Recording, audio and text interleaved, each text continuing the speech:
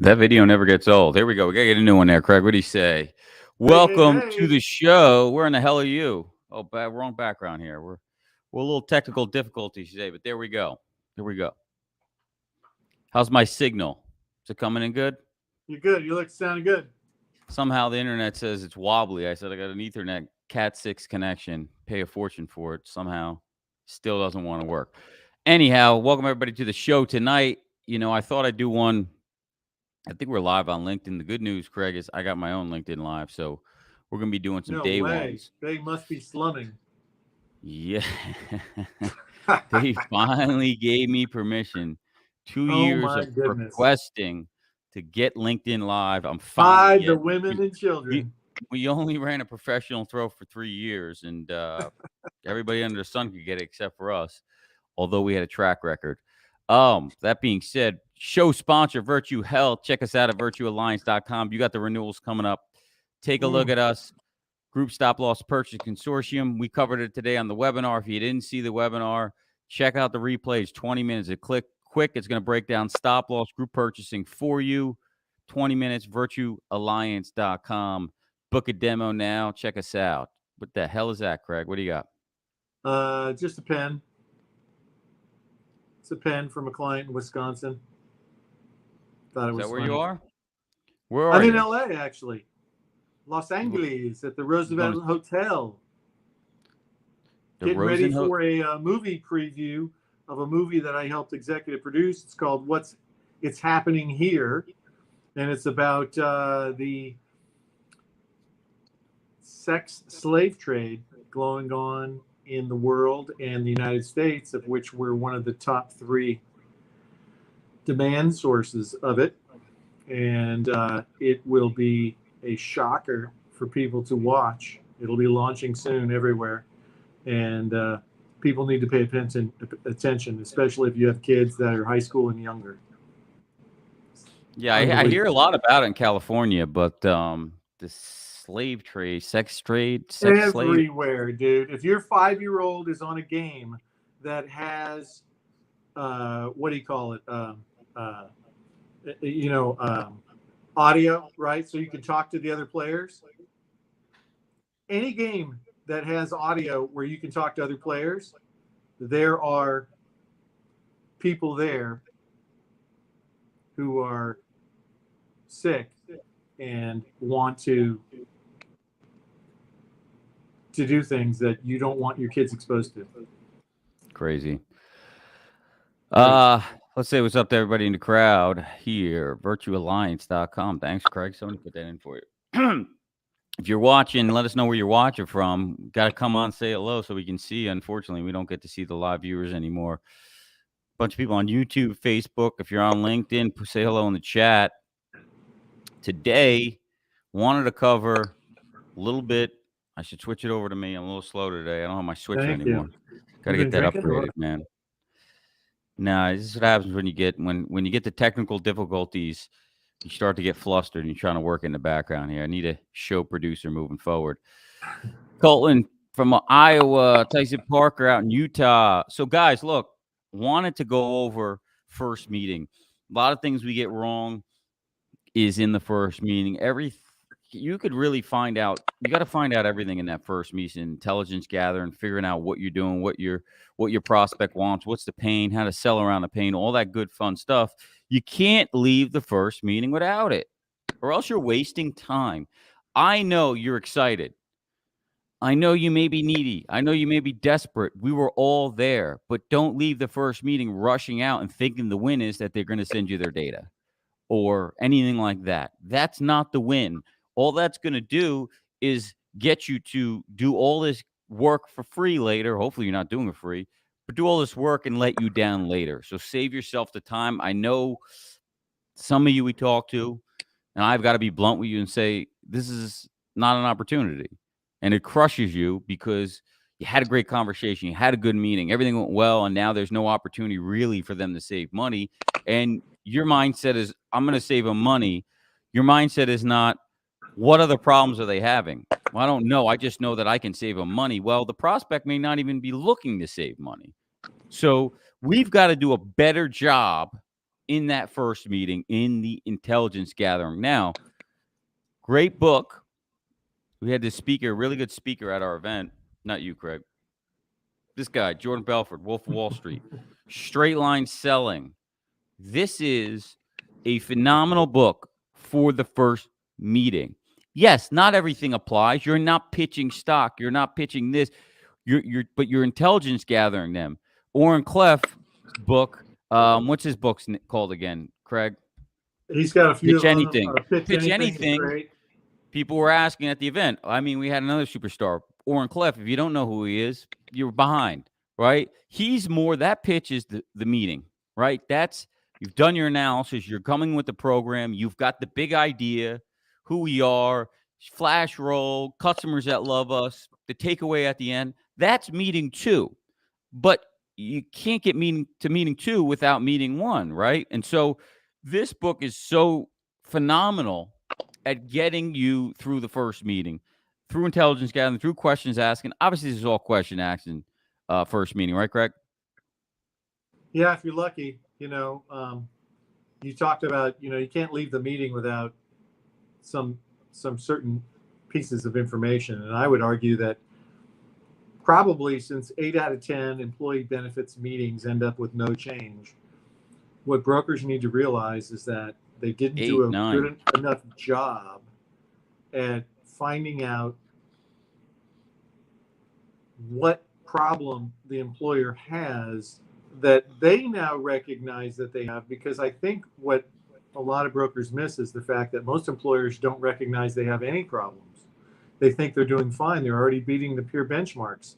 And that's for a lot of them, that's the only thing, the metric that they compare to. And so you have to get people to recognize they have a problem. And then when you do, you get them to explore that, articulate the consequences, articulate the timing of why it's important now to get that resolved. And then you have something to talk about. But if you just are sitting there inexperienced and just sitting there waiting to talk, to show them how smart you are with a show up and throw up features and benefits about this, that, or the other thing, then you end up being a statistic. That's 8 or 9 out of 10 don't change, right, John? Yeah, I tell this story all the time. We're gonna have a long conversation today. I think we're giving it to you because this is what's needed right now in the fourth quarter. It's fourth quarter time. Let's focus in on this. Let's tell some stories in the beginning, but there's going to be more stuff at the end. I think we're going to take this one long here, even though we're not drinking. I was opening up a new bank, going to the bank, right?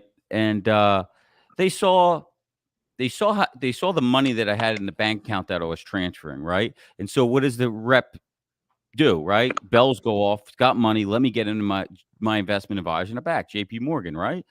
Not so dumb, smart guy, right? Aggressive, I liked him.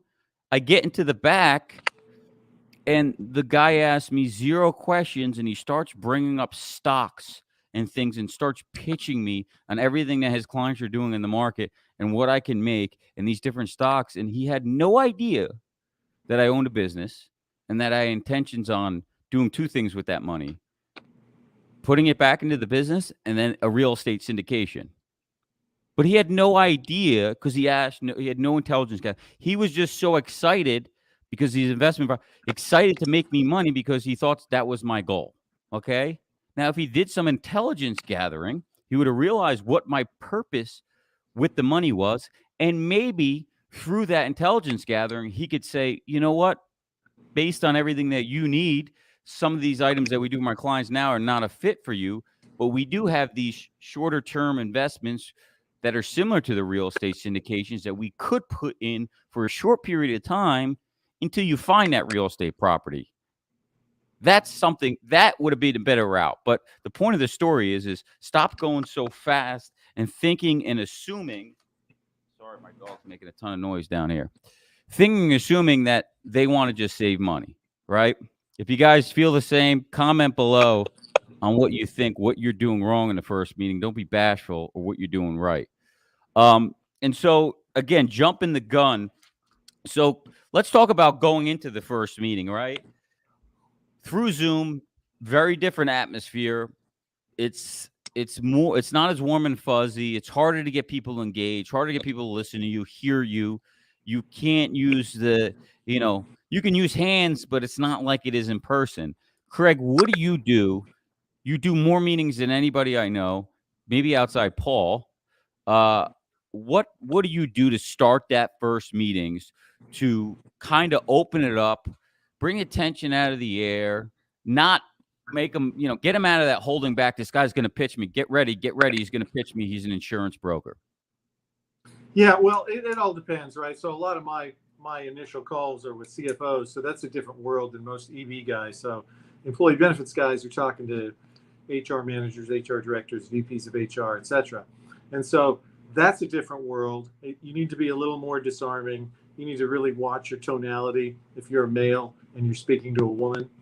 And so you need to really have a conversation about, the fact that you don't know, right? There's nothing worse, especially like CFOs are really sensitive to the fact that if you show up on a call with a CFO and you make assumptions that you already know something about how they do this, that, or the other thing, then they, in most of the cases, will get pissed at you and go, look, you don't know anything about what we do, right? You're assuming that this and it may not even be true, right? So they don't like that. So HR people do that in their own way. So,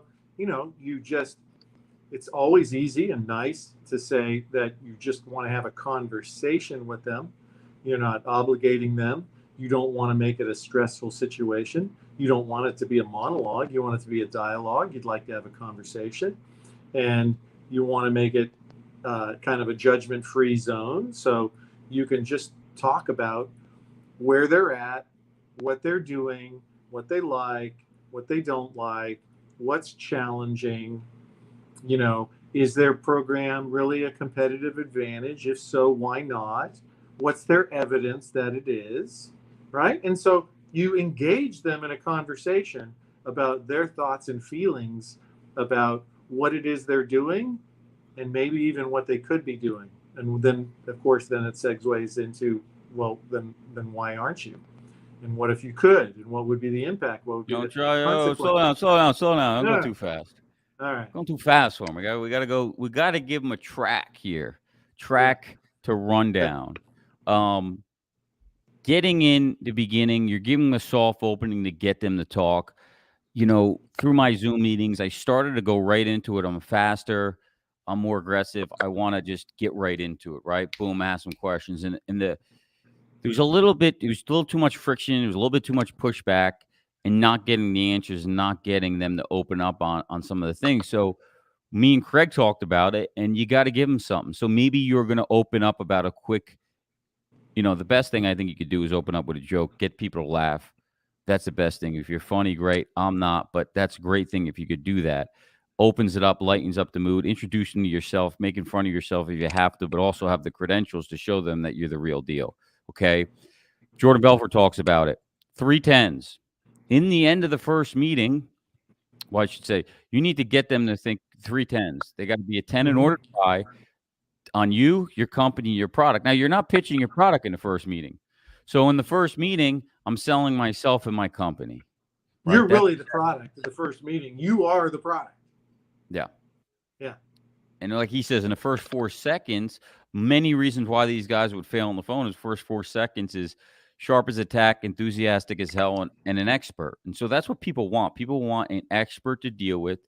They want enthusiasm, bottled enthusiasm, not jumping up and down. Okay. And so try to get these different things, which you'll learn in a book, across in that first meeting. Everybody wants an expert. I'm looking to buy a home right now. I want somebody that knows their stuff. Okay. I don't want a mediocre person. I'm just going to spend $1 million on a home. Why would I want a mediocre person? Right? You're making a huge purchase. I want the expert. They're spending millions of dollars on healthcare. So you have to be the expert. And so you've got to get that across and not say, hey, I'm the expert. Let me tell you why I'm the expert. No, you don't say it. You do it in the methodology that you talk, the language you use, the credentials that you use. And if you don't have some of them, you're going to have to work to get them or work with somebody that has them for the meantime. Can I give you a quick example? Right. So if this fits your personality, right, and you can find your own way to let people know that you're the expert in your own way. So if you trend more towards being an actuary type analytical, then, I would have a conversation and I may say something like, our 18-year track record of being the exclusive administrator of this financial hedging strategy affords us insights that no one else has. And so our ability to incorporate and integrate code sections 104, 105, 106, 125, 213D, and 419A made us successful prior to the Affordable Care Act, and then 10 years since, with the incorporation of 2013-54 code section, we were able to continue our success, right? See, now, I just mentioned, I don't know, 6 IRS codes, right? So without just a very simple statement, people would be shaking their head going, okay, I'm not sure, but that guy sounds like he knows what he's talking about. So you could create the equivalent with a story about another experience with an HR person or another client. Just and don't go in there telling them the story about yourself. I like to say, look, let me bore Oh you to death God. for let me bore you to death. I'm going to bore you to death for 20 seconds to say a little bit about me. Nobody gives a damn about your whole this long ass backstory. I've heard some of the guys do that and this and that. I mean, have you ever heard somebody do that to you? Okay, yes, there's an art of storytelling, but in these Zoom meetings and these first meetings, nobody gives a damn. Nobody gives a damn. You got to parlay into what you're talking about, and you can have a little story, but it's got to be fast, guys. Right? It's got to be fast. I'm not going to tell them my whole poker story. I don't even use that anymore.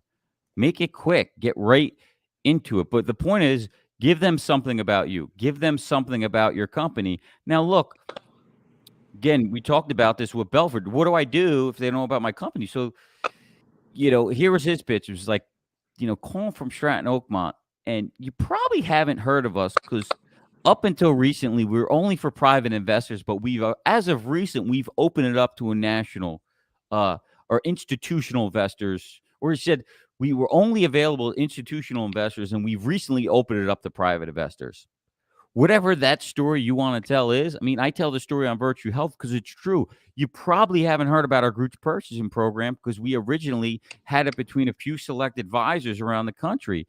We since have expanded it to a regional operation and hired it and allowed other employers like yourself all over the country to join this. And so now I get past of why I haven't heard you. And so that's something that you can talk about in the beginning of the meeting. Your company. Again, I'm giving you guys softballs here, some of the stuff that I use. And again, you don't have to use it all. Use some of it, mix it in. What do you say, Craig? Yeah, I like that. I mean, there's easy ways to, if you have it, right? You got to use what you have. And if you don't have it, then use something else.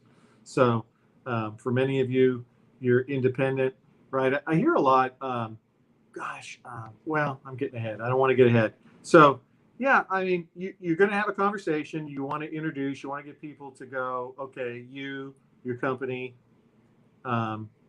Those should be relatively easy. Um, if you can't convince them of you or your company's expertise, then you obviously have some work to do for next year, right? Because that's really easy relative to the industry that you're in, right? Because most people have never, if you did a Google search on most brokers, they don't even exist, and so it's really easy to differentiate if that's something that you need as a wedge initially, or you think you do. Great. So we're covering you. We're covering your company, right? Trying to get into 310s, and we're going to talk later about maybe a little bit about Lupin if we have enough time. We're already 25 minutes in. So now we're gonna kind of go to an ask, right? And now I'm gonna start engaging them in questions, and I'm gonna steal some of Craig's language here that you guys can write down.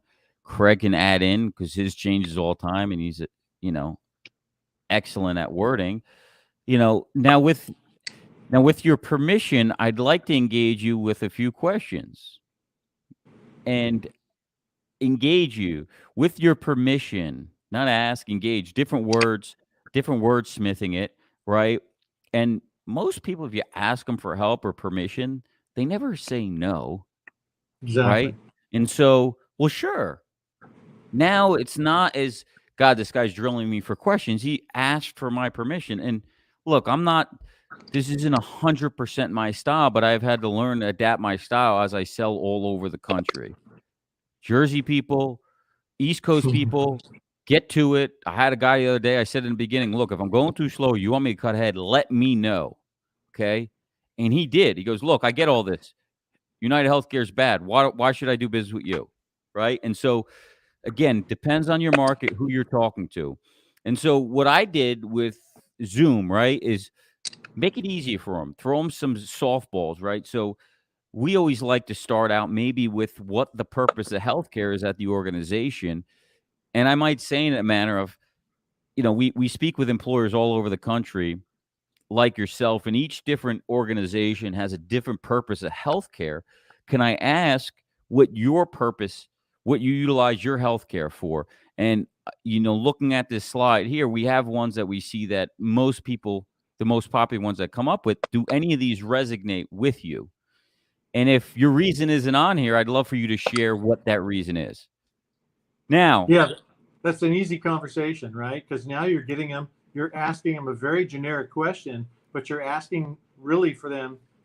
This is the key. You have to get them to think about what it is they do and why it is they do it and the consequences of it. So when they give you a short, cursory answer that doesn't satisfy you, you say, well, I'm really interested in how you feel your healthcare is a competitive advantage for recruiting new people, because you said in a post-COVID world that you guys were going to be hiring a lot of people.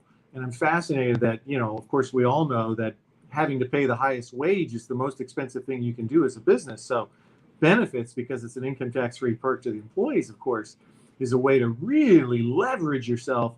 So share with me how medical is a competitive advantage for recruiting. And that could be the same question for retention, or how does it reduce turnover? And now you're getting them to engage in a conversation with you. And that's what you have to have in order for them to ultimately be open to the next meeting. You've got to get them to talk. You got to get them to engage, get them talking. And, some of the reasons that we have up here. So to give you guys softball, we give you all this stuff for free. I don't see anything. I'm going to read them.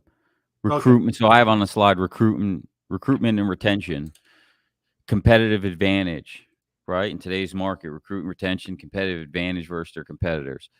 Protection for the employees. Employees need to have it. They need to have health care. God forbid something happens. A form of compensation. A must-have. Is it a minimum must-have? Is it a capital investment? I'll give an example. It gets even trickier, right? You guys got to you got multiple people in the meeting. You've got to ask each one.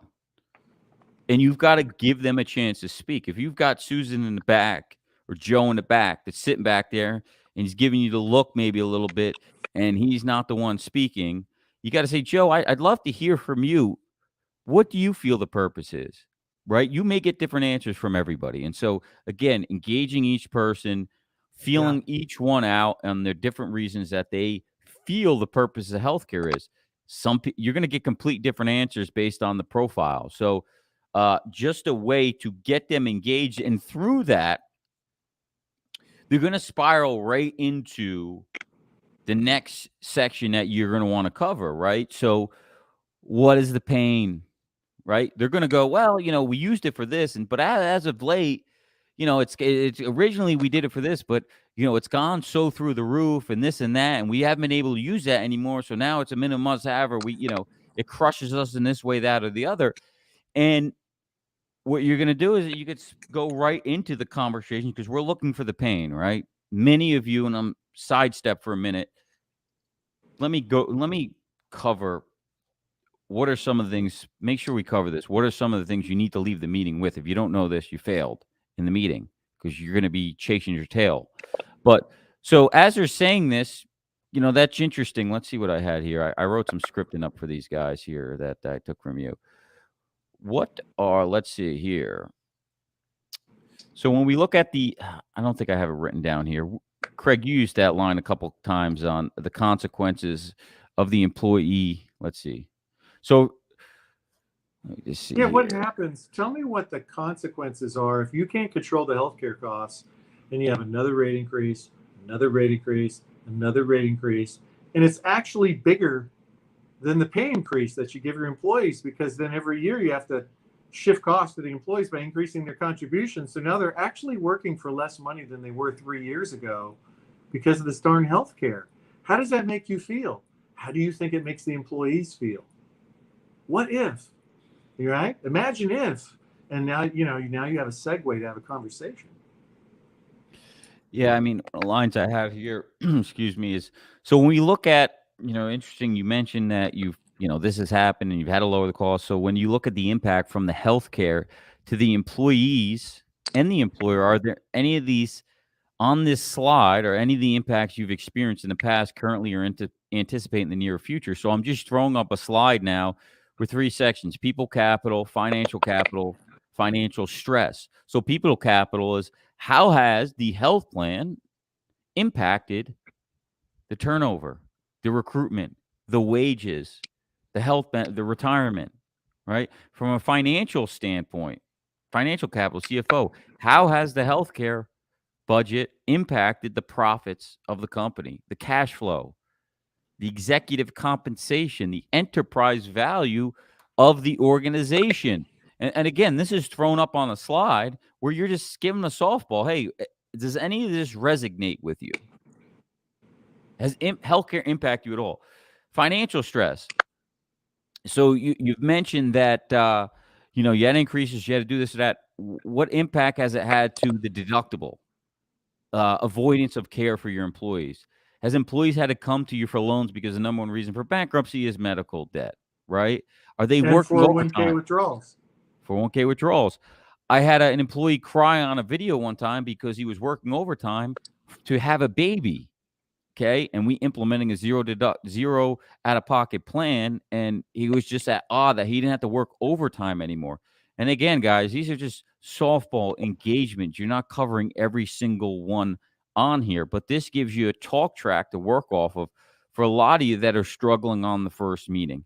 Nobody's perfect. We're not perfect. This thing gets changed regularly, almost on a weekly basis, tweaking. Okay. And so again, what is the pain? So coupled with these 2 slides here, right? What is the pain, which is why? Because it's eventually going to be the why as to why they change, why they hire you. You have to find the why, or else why the hell are they going to do anything? Okay. What is the cost of the pain, aka the consequences, the effect of the healthcare budget, the impacts to the employee and employer, right? And so when you're going through these, basically, well, how long has this been going on, right? And this is a sales funnel, like I call it, right, of questions. Well, interesting. How long has this been going on? It's been going on for 3 years. Great. And again, I'm not going to go into every detail questions because it's sake of time. What have you tried to do to fix it? Meaning, what has your broker, your advisors, or whoever done to fix it? Well, here's what we've done. We've cut benefits, we shifted costs, we increased deductibles, or we implemented Craig? High deductible health plan with an HSA. If you are using a high deductible health plan with your clients and you're telling the employer to fund an HSA, you should be fired in almost all situations, unless the employer is printing money because they're giving the money away. Understand that's paying premium. You should be fired almost 90+% of the time.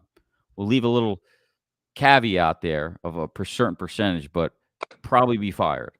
Okay. And so we're asking what you've done to fix it.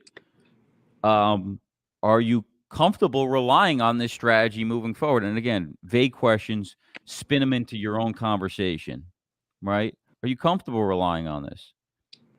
Well, no, right? And we're just setting a trap here to the end of the call to implement, to offer them an analysis and our expert objective advice. So you're comfortable relying on strategy? No, I'm not. So what would you like to see happen change? Okay, in the next 6 months, 12 months, what do you want to see change? Okay, great. You're uncomfortable with it the way it is now. What's stopping you from doing it now? Well, we've tried this, that, and the other. You're just asking them. These are all objections that they're going to come up with later in the sale that you can combat back and put, what do you call, Craig? Put the mirror up in front of them and go, well, based on what you said earlier. Yeah, yeah. That's the metaphorical mirror. You hold it up and you go, okay, now you said this, right? You said you wanted this, but you actually have that. What's the conflict? When you get an opportunity, why don't you take a look at some of the chat questions and let's address some of those. There's a lot of people chatting. Okay, you got a little something blocking your camera there on the top there. Assuming I have perfectly qualified prospect talking to a CFO who says they want to save money. Exactly. They don't. We don't. Who says they want? Yeah, we don't know. Exactly. What's a perfectly qualified prospect? Is overspending by at least $1 million currently with Signet SO, yet they don't end up even doing cost modeling. Is it because I didn't push their pain hard enough? Yeah, you don't know what their pain is. We met with somebody recently that I was 150,000 under max costs against fully insured. Now there's some other reasons why they didn't change, but they weren't necessarily 100% looking to save money. Okay. Yeah. There was enough pain. I came late in the situation and I screwed up because I didn't have the pain. Okay. Without the pain, I can't sell around the pain. Yeah. Remember, most of the prospects you guys talk to don't know they have a problem. You have to help them see, Beautiful. Cover that, Craig. recognize that they have a problem. That is the majority of the game most of the time. Go into detail on that. You cover that a lot with me sometimes, is showing them that they have a problem, flipping over kind of what they say to you. I don't remember Yeah, exactly if what I it was. ask somebody, what's the most important asset at your company? Is it the people? Is it the product? Is it the IP? That's intellectual property. And they'll tell you most of the time, because they're human resource execs and managers, and they'll tell you it's the people. Okay. So then that's an easy segue into, so, after payroll, healthcare is probably the second largest operating expense at your company. Do you feel like that sounds about right? Yeah. So in your mind, what's the purpose of the company investing all of those profits into medical insurance? Tell me about that. And then, so is healthcare a competitive advantage relative to the other people in your industry that you have to try and recruit against? And you have an easy segue into talking to them about the issues that they face in ways that other people aren't doing it because they're busy just waiting for them to stop talking so they can tell them about the solution that they have, because they already know what they need. And so when all of your competitors are ready to do that, you just slow it down. You don't think about making a sale. You think about having a conversation where you're helping them to see. First, they have to say what it is that they think it is that they have. And then they're going to tell you how it actually works based on your questions. And then you're going to paint a picture for how it could be. And if they see that there's a gap, then they can tell you then why, wow, if we could close that gap and we could accomplish this, that, and the other thing, then I could see this being the consequence for my associates, my team members, my employees. I could see this being the impact for the company, my boss, my direct report, and by direct connection, my significance with my boss and my job security. And suddenly, if we can do a really good job of painting the picture that the status quo is actually the biggest risk, then they're going to be open to the idea that, wow, it's actually necessary for me to change now, because now I understand that if I don't change based on what I just told this person, it's going to cause this impact to my job security, my employer, my boss, and all of my employees. And that's the game. Get them to sell themselves on why to do it. just stepping back, you're uncomfortable with the situation. What's stopping you from doing this right now? Okay. Yeah. What's stopping you from you want to do X, Y, and Z because you're let's see, let's go back. What would you like to see happen or change? Well, what's stopping you from doing this right now? And then the real question is why now? Why now? Look, this is the emotional driver, and this is taken from consulting books. Some of the best in the business I've taken this kind of talk track from, questioning from, is why now? You're at 12,000 per employee per year. You're in the IT field. You're making a boatload of money. Why do anything? Why not just leave it as is? And that is going to be the reason why they want to change. If you can't get that, you're kind of you're at a disadvantage because you don't know what the sticking point is to make the sale, in my opinion. Okay, let's see Yeah. what else we got. Yeah. That's a really good approach. Yeah. What else do I got here on for Because you? everybody else sounds so desperate. What about this? Have you tried this? Have you thought about that? Have you looked at this? Wait, you got an Have you HSA? considered, Is it an have HRA? you considered this option? You're I, right. I got my I had my buddy What? on a call, Craig. I had my buddy on a call. Oh. I told you this, and he's messaging me in the chat. HRA, HRA, HRA. How do you call it HRA? I was like, calm down. We're not making recommendations on this call. They have not paid us yet, and I'm not making recommendations. All of us, and I did the same thing. Couldn't wait to tell them how smart I was in solutions, and I fell for the trap. Well, how would you do that? Well, what would you do? And you fall for that trap, which is they're a better salesman than you. And so you're They are. just gathering intelligence. That's the first meeting. You've got to conversate like it's not 100% intelligence gathering, right? It's just fire them away in questions. But that's really what you have to do, because if not, you're just going to run back with data, waste all this time, quote, and then realize, oh, wow, I can't really do anything. Can't save money. We spoke to somebody recently, and it was like, I told him, I go, look, you're not going to be able to do anything for them. You're not going to be able to save money. So you need to find a reason why they would change to you, because it ain't going to be about saving money. They're not spending that much money. So if you want to have a shot, you better find something else. And a lot of people in human resources don't care about saving money. So you better not be a one-trick pony where it's all about the math, because they don't normally care about the math. What they care about is the impact, the soft impact, if you will. How would it feel if for the next 3 years, every year, when you give your employees a pay raise, what do you normally give? 2, 3, 4, 5%? What if every year for the next 3 years, when you give the employees, they get to keep all of it, because you don't have to increase the health insurance premium contributions, because we're doing a great job at eliminating the need to cost shift to the employees. What would that feel like?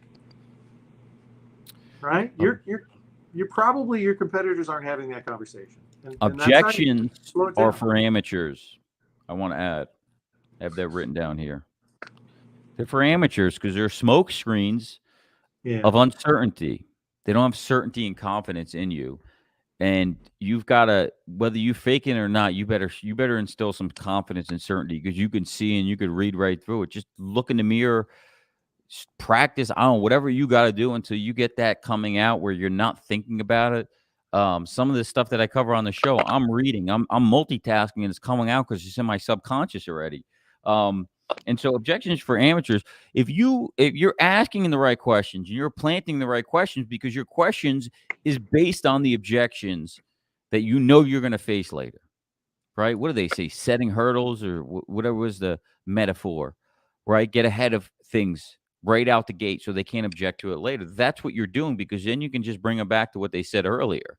And so a couple of things I want to cover on what things you need to know coming out of the first meeting. Michael Jurgen says the pain is staying the same, greater than the pain of making change. Exactly. If it's not, then what do you got? You need to understand what the per employee per year cost is. For those that don't know, the employer doesn't know. And this isn't a metric you need to talk about the employer and go, you're a 50. You're only doing that. I think some people misunderstand me when I talk about it. Is that's a qualifier for you in your head to understand can I take this to a traditional self-funded policy? Okay.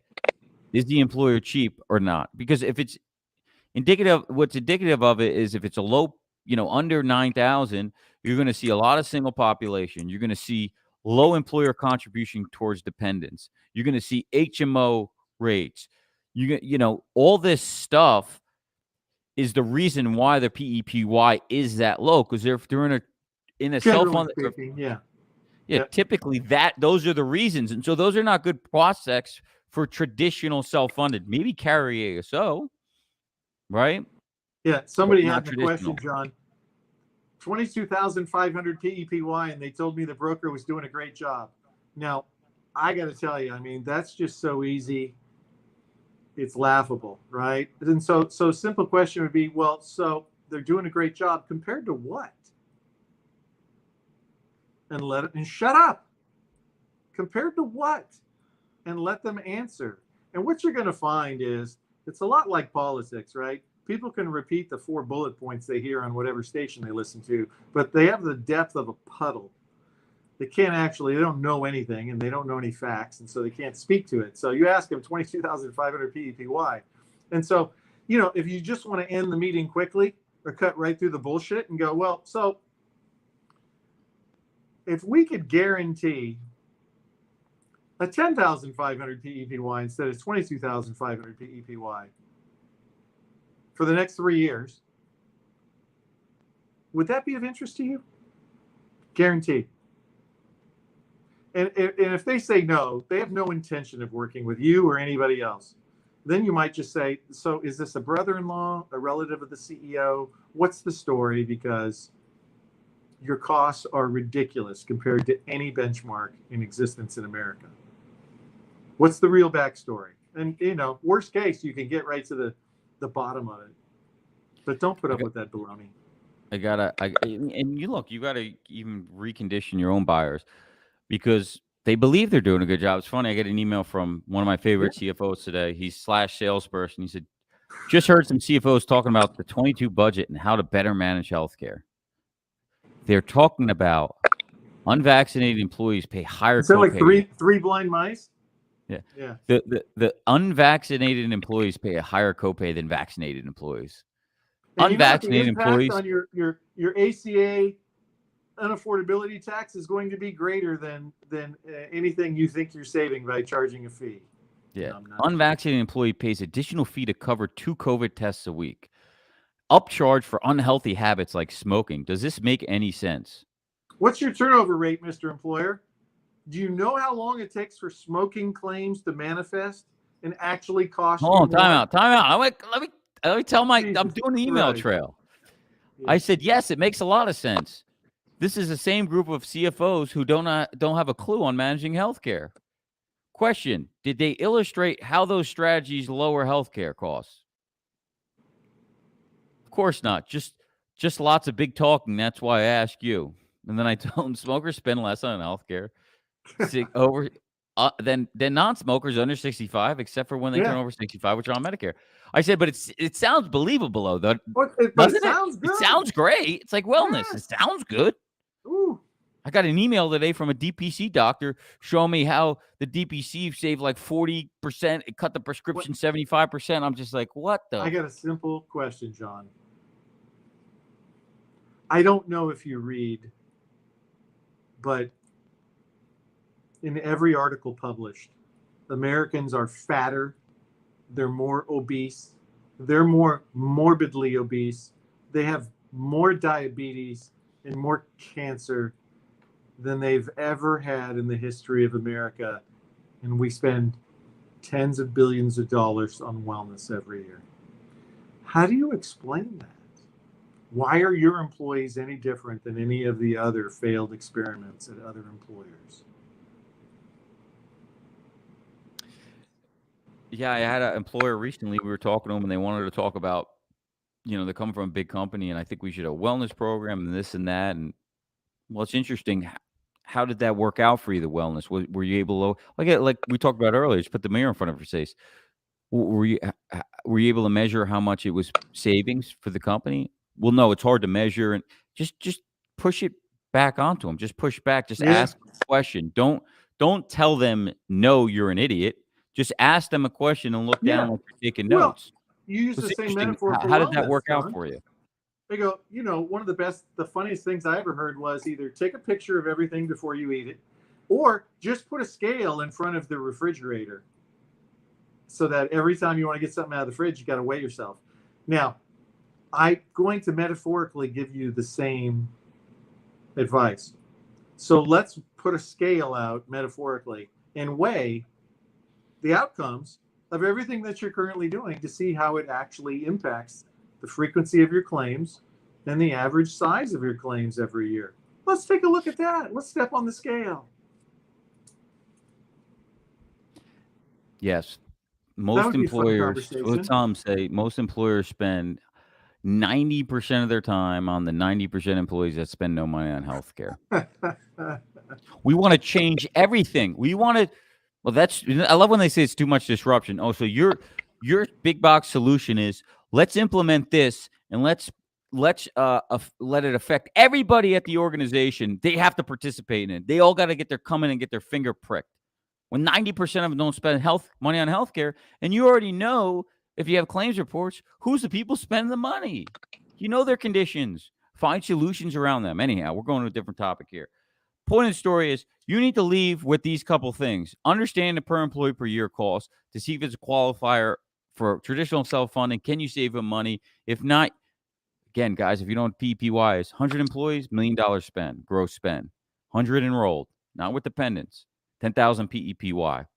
What is the pain?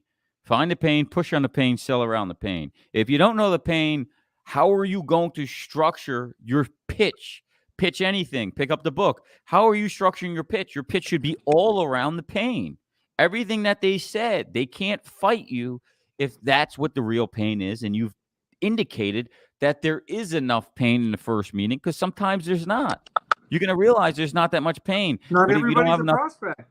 yeah, you don't have enough prospects, you're going to try to make them a prospect. Okay. Yeah. And that's what you're going to do. And I've done it. I remember one time I got upset. I normally don't get upset because I always had a lot of prospects and I didn't. It was a $50K account. And I called Craig and he said, no, the only problem you have here is that you don't have enough prospect because you're thinking too much about this prospect because you don't have enough. And that's what you guys need to hear. Why change, right, Payne? And why change? What is the reason that they will actually change? We didn't cover this. You could talk. Oh, one thing we missed is when they talk about the changes that they've made, right? Based on the impacts, what changes have you made to help with those impacts? How is that change made? You've been with Blue Cross. You switched to them last year. Talk to me about that change. What went into that decision? This is huge. I can't believe I missed this on the slide here. What went into that decision? Who was involved? I mean, they're going to give you. Really good. I talked to these guys yesterday from California. Younger guy, older guy, father, I think. And, I thought they were Blue Cross 20 years. This is a year. Well, great. Find out what made them change. Okay. Because they didn't have the why or the pain as to why they were changing. Find out who's involved. And now you're not short, you're not blinded later about who really makes the decision there. Paul Seeger says, no pain, no gain. Welcome to the show, Paul. Wanted to have you on. I know you're a little tied up. And find out who the decision maker is, which leads me to that. Who is making the decision? Really not important. in the room. Yeah. Good luck. Craig, what else we got to cover here? I think we gave them enough. If you listen to this once, go back and listen to it over and over. There's a lot. You can print money from some of this stuff. If you guys have anything, share below. Don't be afraid. You could share. That's what we're doing here. I'm not charging anything, even though I should. I get the calls. You want me to cut? No, I'm just kidding. Just let us know if it works for you. Let us know. That's how we get paid. We like that. We like to hear it. And check us out, virtuealliance.com. If you got self-funded prospects, you got clients that you want to take self-funded, there's no better program in the business than ours. Check us out, virtuealliance.com. Craig, final thoughts. Yeah, final thoughts. Stop thinking about making a sale and think about, how do I engage this person in a conversation that is really low stress, low friction, so that they want to really share with me and maybe even share with me some of their vulnerabilities with what's not ideal about what they have. And if you can do that, you're going to be more successful than not. Beautiful, beautiful. I had one, and now I am. Oh, somebody says here, how do you drop the bomb that you're not giving them free advice? It's easy. You just tell them how you work. Let me explain to you how I work with clients. We work You in two never have to talk to them about features and benefits of talk, anything. after they give you all the pain and, based on everything you said, it sounds like you need X, Y, and Z. And this is what I do, and I'm expert in this, which is based on all the pain they told you. And so we work in two capacity. I'm going fast and vague. We work in a two capacity, or in a consulting capacity and a management capacity. We do both for our clients. Typically, arrangements start out in the consulting on the consulting side for a project, and based on everything you said here, looks like what's the best fit for you is to have a project and provide you an analysis based on your current situation, where you've been, where we can take you, what the solutions you have to meet the pain, to make the go of the pain, to make the change, right? And for that, the charge is $10,000. Okay, that's the fee for the advice. When we come back, when you provide you with that advice, you're free to welcome to do what you want with it.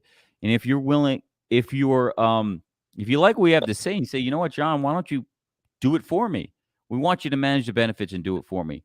We're willing to give you back, apply that $10,000 fee towards the consulting fee for next year, or the management fee for next year, or half of it. There are no rules. Make it up. One we heard on the Hunters Club call on Fridays. Not on the Hunters Club calls, you're missing out. Ah, damn, this thing's heavy.